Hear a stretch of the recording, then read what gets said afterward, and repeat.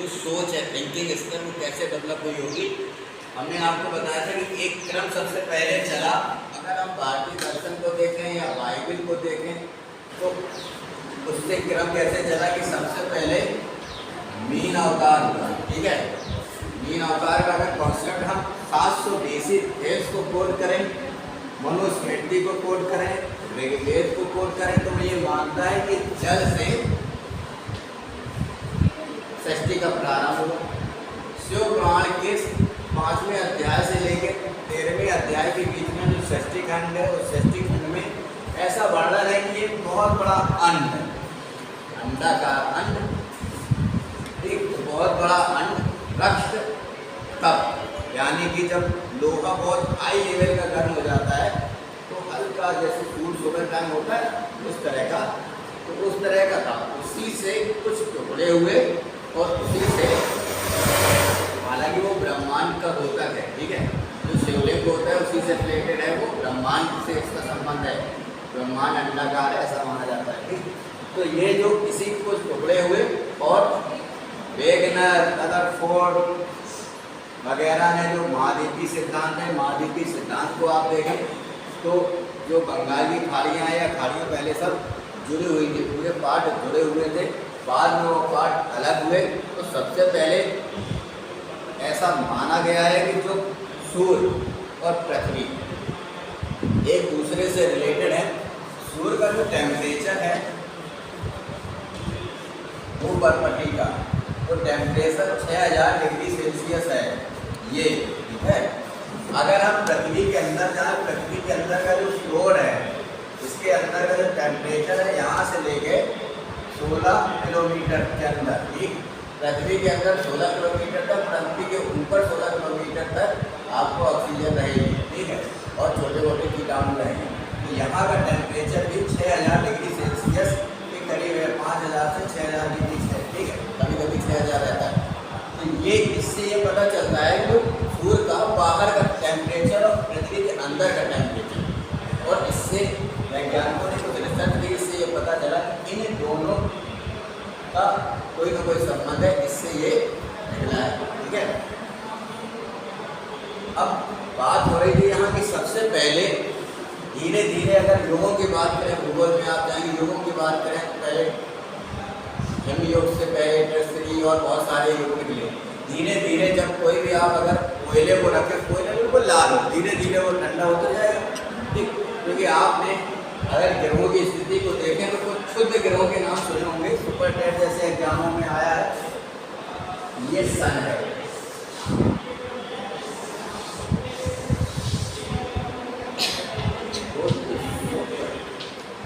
पृथ्वी मंगल, पृथ्वी कौन से नंबर पर है,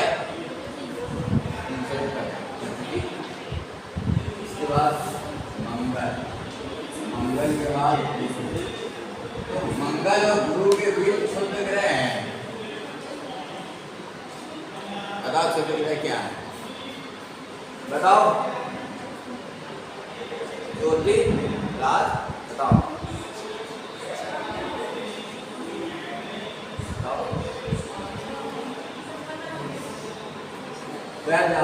ये जो ग्रह ऐसे मूव करते रहते हैं, कभी कभी उल्का पिंड आके उन ग्रहों से टकराते हैं, तो उन ग्रहों के कुछ भाग इस पोर्शन में रह गए हैं, तो वो इसी के साथ ऐसे मूव करते रहते हैं, शुद्ध ग्रह हैं। वो छोटे छोटे पार्टिकल, छोटे छोटे पार्ट्स हैं, वो छोटे ग्रह, छोटे भी ग्रहों के, ठीक है। तो वो पार्ट ऐसे बीच में, ये मंगल और गुरु के बीच में ऐसे मूव करते रहते हैं, उसी में है वो, ठीक है।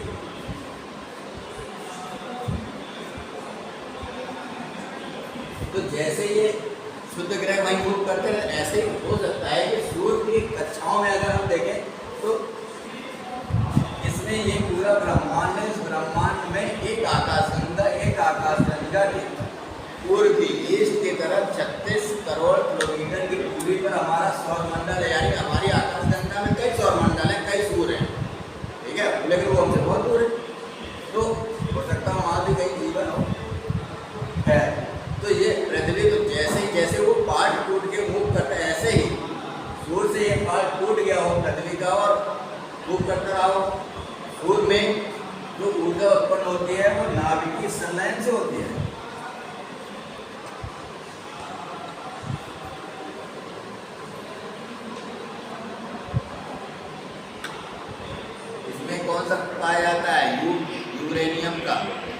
सा है, व्यासी है, कछु पता नहीं है, बस ऐसे बैठे रहो घोंगा की तरह। नाभिकीय विखंडन और नाभिकीय संलयन दो उस पर हीलियम गैस होती है। यहाँ यूरेनियम से उसका संबंध, यूरेनियम का भी एक बहुत बड़ा होता है क्रिप्टॉन करके कुछ, ठीक है, बहुत महंगा होता है, उसी से इसका संबंध है। तो उसमें जैसे आप विस्फोट होता रहता है, निरंतर उसमें विस्फोट होता रहता है, जैसे परमाणु बम में परमाणु में विस्फोट होता रहता है, उससे ये उत्पन्न होती है। तो नाभिकीय विखंडन से होती है, नाभिकीय संलयन में बीच बीच में, जैसे जहाँ पर परमाणु रिएक्टर है तो वहाँ पर उन्होंने बीच बीच में भारी पानी लगा दिया है, तो ताकि वो ऊर्जा बाहर नहीं निकल सके, ठीक है। तो यहाँ पर इसी से ऊर्जा उत्पन्न होती है। तो ऐसा ही पृथ्वी में भी रहा होगा, और पृथ्वी में रहने के बाद स्थिति क्या हो रही कि वो धीरे धीरे ठंडी होती गई, जैसे कोयला होता है ठंडा होने लगता कुछ समय के बाद, ठंडा होता रहा होगा, फिर उसमें हवा चली, कुछ युग बदला, ठीक है, धीरे धीरे उसका कुछ इन्वायरमेंट रहा, ठीक। और पृथ्वी के अंदर बहुत सारी ऐसी प्लेटें हैं, प्लेटों से बनी है। अगर नदियों की बात करें तो लगभग 5 करोड़ साल में नदियों ने, पहले जैसे आपने चंद्रमा देखा होगा, चंद्रमा को ऐसे देखते तो ऐसा लगता है कोई आदमी अंदर बैठा है, कोई नहीं बैठा था, वो गड्ढे हैं चंद्रमा के जो उसमें काली ब्लैक होल को तालिका को वहाँ पर क्रिएट करते हैं, जो आपको काले रंग की दिखाई देती है, ठीक है। तो जो ऐसे ही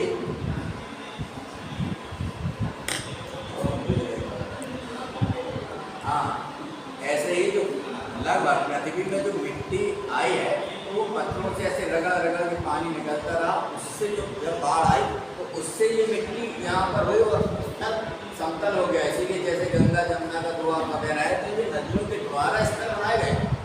5 करोड़ साल के करीब, लगभग 10,000 साल में 1 सेंटीमीटर जो मिट्टी की लेयर है वो जम पाती है। एक दिन में तो नहीं हुआ, ठीक, नेचर को छेड़ोगे तो हम जहाँ कह रहे हैं कि इतनी सी आती, पहाड़ों से तो आती है,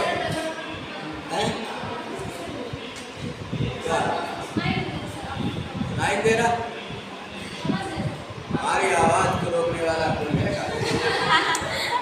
हाँ, तो इस तरह से ये डेवलपमेंट हुआ धीरे धीरे। अब जब डेवलपमेंट हुआ तो बाइबल, अगर हम बाइबल को कोट करें, आरण्य को कोट करें, तो एक वेद से संबंधित आरण्य है, बाइबल उसमें पूरा डाटा लगभग सेम है। वो इस बात को कहता है कि जल से सृष्टि का निर्माण हुआ, जल से ही छोटे छोटे जीव उत्पन्न हुए, उन्हीं से ही जो मनुष्य, अगर मनुष्य की बात करें तो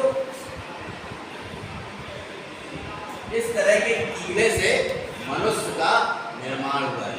ऐसे ही जितने भी कीड़े होते हैं, सृष्टि में जो भी चीज होती है सब पूंछ वाली होती है, ठीक है। एक इस तरह का एक यंत्र बनाया गया, तो उस यंत्र में पानी भर के रखा गया और लगभग 30 दिन के बाद उसमें कीड़े पड़ गए। जैसे आप अपनी पसीने की भीगी हुई चीज को रख देंगे, कीड़े नेचुरल सृष्टि से नेचुरल उत्पन्न होते हैं यहाँ पर कोट करने वाली। तो यहाँ पर परिस्थिति पहले कैसे होगी, मनुष्य जिस तरह से, अगर आप शिवपुराण को देखें किसी में, तो वहाँ पर 2 तरह की सृष्टियों के बारे में वर्णन है, एक मनुष्यों के द्वारा, एक नेचुरल, 2 तरह की सृष्टि का वर्णन है। तो जो जब सृष्टि प्रारंभ हुई होगी, मनु शतरूपा से पहले, मनु शतरूपा ने सृष्टि को प्रारंभ नहीं किया, मनु शतरूपा के पहले सृष्टि प्रारंभ हुई और मनुष्य स्वतंत्र रूप से उत्पन्न हुआ।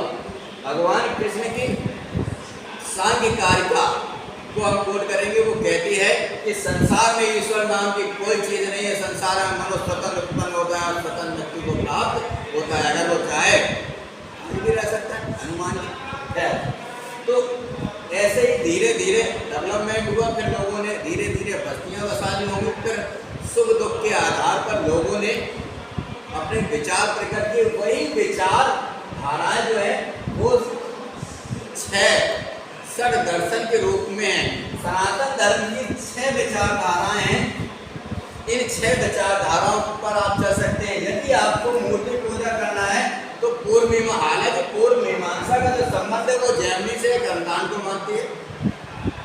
इसके अलावा ये 5 जो विचारधारा है, कोई भी विचारधारा न ईश्वर को मानती है न कर्मकांड को मानती है, ठीक। ईश्वर के स्थान पर जो उत्तर मीमांसा है, उत्तर मीमांसा जिसे आप बाद में वेदांत कहा जाने लगा, वास्तव में इसका जो क्रम है ये क्रम गलत है, ठीक है ना, क्योंकि उत्तर मीमांसा का संबंध व्यास जी से है और व्यास जी के शिष्य जैमिनी थे। तो छठवीं जो विचारधारा है, ऐसा आपने सुना होगा, पुस्तकों में पढ़ा होगा कि महाभारत काल के बाद मूर्तियों का निर्माण हुआ, उसके पहले नहीं था।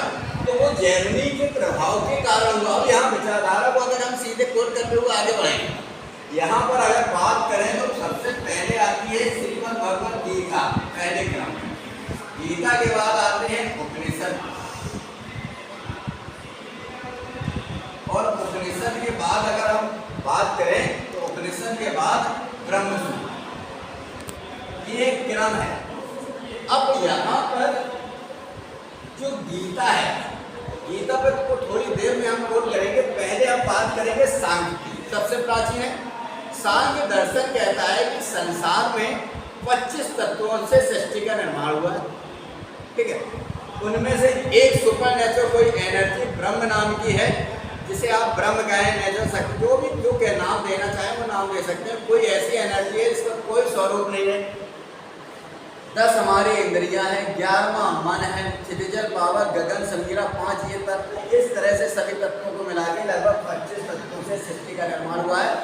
इस सांख्य दर्शन को पोषित करने वाला जो भगवान श्री कृष्ण का एक ग्रंथ है, जिसका नाम है सांख्य कारिका।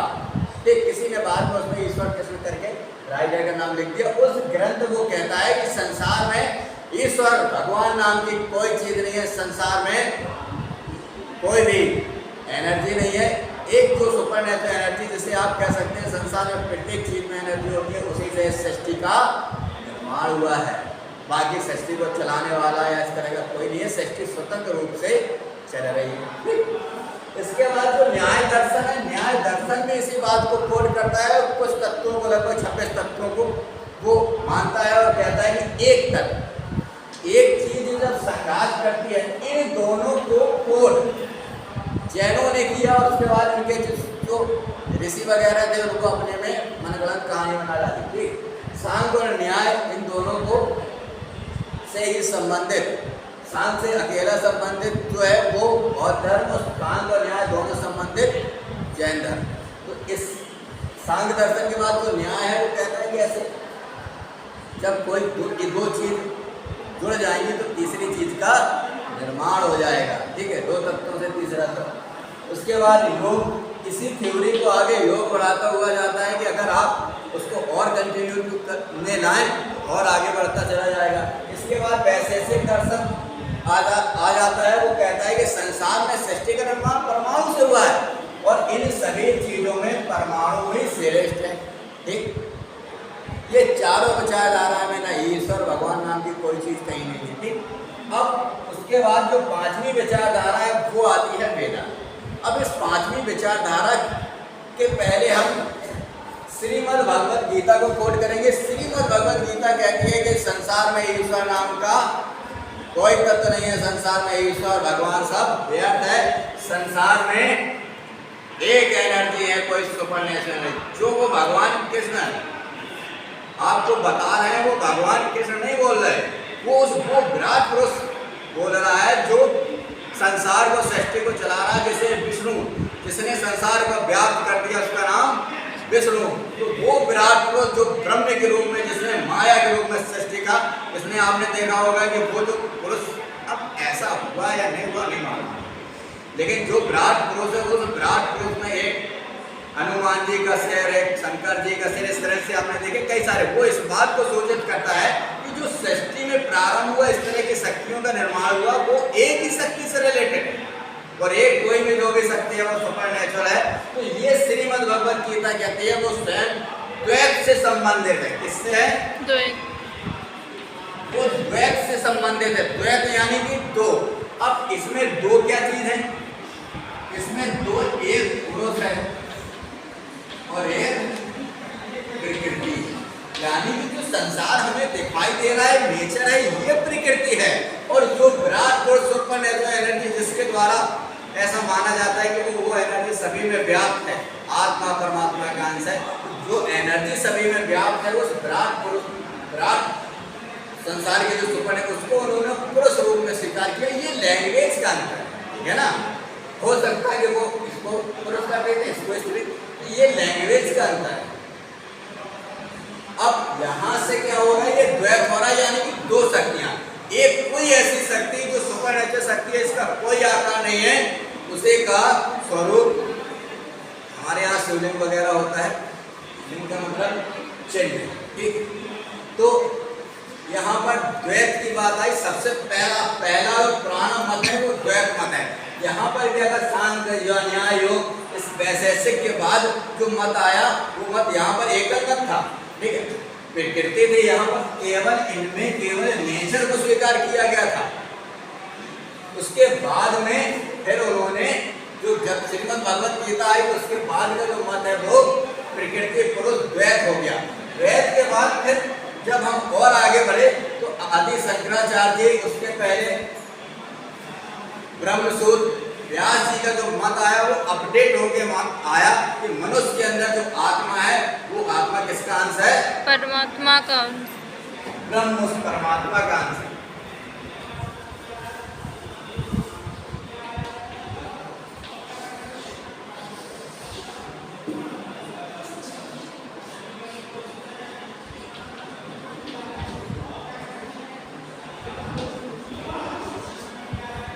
अब यहाँ द्वैत मत से हम आगे बढ़े अद्वैत की तरफ। तो जो दो चीजें थी संसार में, केवल दो चीजें थी, एक ऐसी शक्ति जिसका कोई आकार नहीं, उसको नाम दिया ब्रह्म का, ठीक। और दूसरे थे प्रकृति, ठीक। ये दो जहाँ प्रकृति में सब सिस्टम नेचुरल चल रहा है अपने आप ही प्रकृति। अब जो आत्मा थी, आत्मा इस ब्रह्म का अंश है।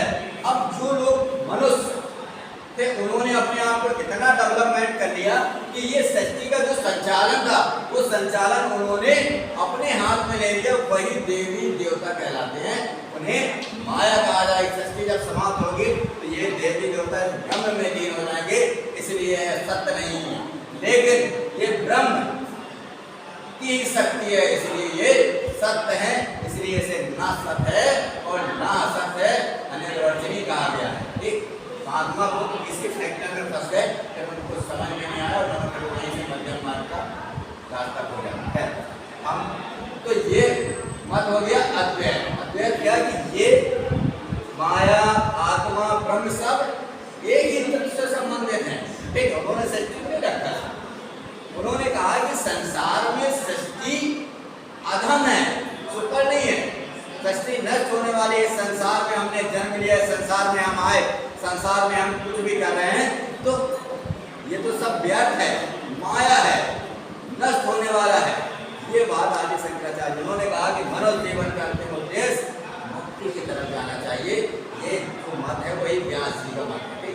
व्यास जी ने जो सिद्धांत दिया था उस सिद्धांत को लोग इतना गिरिष्ठ था कि उसको समझ नहीं पाए, तो आदि शंकराचार्य जी ने उसमें थोड़ी सी व्यवहारिकता प्रदान की। और जो स्वामी विवेकानंद है उन्होंने उनसे बहुत अधिक व्यवहारिकता उसको प्रदान की, तब लोगों को वो बात समझ में आई। आज भी अभी गीता में व्यवहारिकता प्रदान नहीं की गई है, इसलिए गीता समझ में नहीं आती। गीता को समझने के लिए 120 का IQ होना चाहिए, इससे नीचे का IQ में गीता समझ में नहीं आएगी। इसलिए आपने देखा होगा जो अच्छे इंजीनियर वगैरह होते हैं उनको तुरंत ही इस्कॉन में जुड़े, आज गीता समझ में आ गए, सब छोड़ दिया, बाबा बन गए। संसार तो है नहीं, एक जेब में रुपया नहीं है, घूम रहा पूरी दुनिया घुमाए, यहाँ आप घर के बाहर नहीं जा पाओगे, पहले मत देखो।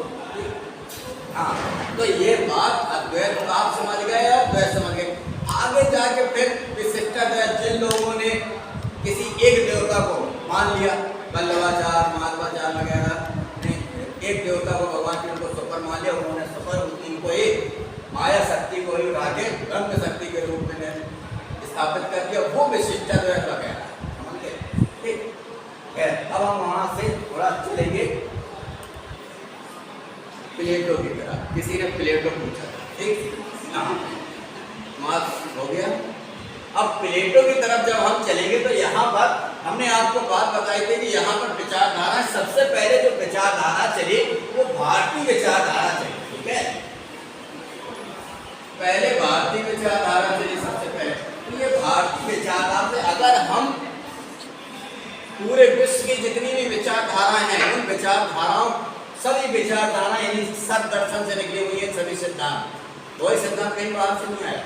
वो अलग बात है कि लोगों ने उसको अपना अलग, चाहे इस्लाम हो चाहे बाइबल हो, कोई भी, सब इसी को कोट कर रहे हैं। ठीक, अब यहाँ पर यदि हम अपने आध्यात्मिक देवी देवताओं की बात करें तो जब नेचुरल तौर पर, जैसे यहाँ पर ब्रह्मा का हमें मालूम नहीं, यहाँ पर एक देवी होती है कालिका, बड़ी खतरनाक होती है। ठीक है, गलती से उसके चबूतरे पर थोड़ा बात करोगे तो पता चल जाएगा आपको। तो वो नेचुरल, जब सृष्टि उत्पन्न हुई होगी तो नेचुरल तौर पर उत्पन्न हुई। जब व्यक्ति नेचुरल तौर पर उत्पन्न होगा तो सिर एक की जगह 2 हो सकते, 4 हो सकते, अभी भी 5 तन के सर्प पाए गए हैं। ठीक है ना, जब 5 तन के सर्प हो सकते हैं तो सब कुछ हो सकता है, वो नेचुरल तौर पर। अब हम बात कर रहे थे कि विचारधाराएं कैसे चेंज हुई। तो यहाँ पर जब ये अंतिम जो मत था, जिसे अंतिम मत माना गया, वास्तव में पूजा पाठ का संबंध जैमिनी से, बाकी 5 विचारधाराएं ईश्वर को नहीं मानती। गीता स्वयं ईश्वर को नहीं मानती। वो तो लोग चला रहे अपना, बता देंगे भगवान को नहीं मानती, तो उसको क्यों चला बताओ। गीता पढ़ी कैसे नहीं, हर आदमी आँख नीच के, गीता में ऐसा लिखा, वेद में कहीं कुछ नहीं लिखा, पढ़ाई नहीं लोगों ने, ना आपने पढ़ा, मूर्ख बना रहे थे। पढ़ेंगे तो आप पता चल जाएगा कहाँ कुछ लिखा। ठीक, बाकी जो वो बात कह रहे हैं, भगवान कृष्ण ने वो बात नहीं कही, वो बात कही है विराट पुरुष ने, जो सुपर एनर्जी है, उसने अपने आप को कोट करने के बाद कही। समझे, यहाँ पर भगवान कृष्ण तो एक माया है। ठीक है, तो हम बात कर रहे थे आत्माएं, उन्होंने अहम ब्रह्मास्मि, जो अहम ब्रह्मास्मि है उसके लिए बात करी थी। ठीक है, तो अब बात कर रहे थे कि यहाँ पर 2 विचारधाराएं निकल के आई। 2 विचारधाराओं में भारतीय दर्शन में अगर ऋग्वेद को खोल करें तो ऋग्वेद 1500 BC का ग्रंथ है। इसका मतलब भारत में जो विचारधाराएं थी, जब ऋग्वेद लिखा गया तो पूरी तरह से एजुकेशन सिस्टम डेवलप हो गया, विचारधाराएं अपने चरम पर थी। अब यहाँ पर पाश्चात्य दर्शन की अगर बात करें तो जब हमारे यहाँ तक्षशिला जैसा विश्वविद्यालय था तो पाश्चात्य दर्शन में एक भी विद्यालय नहीं थे, और जो स्कूल वगैरह का संबंध, एकेडमी वगैरह का संबंध है, वो प्लेटो ने उसको प्रारंभ किया। प्लेटो सॉरी, इसका शिष्य था अरस्तु। हाँ, अरस्तु का प्लेटो शिष्य था। चलो बताओ पीछे, आयुषी, आयुषी हो फिर जानवी हो, 2 जने हैं। हाँ बताओ।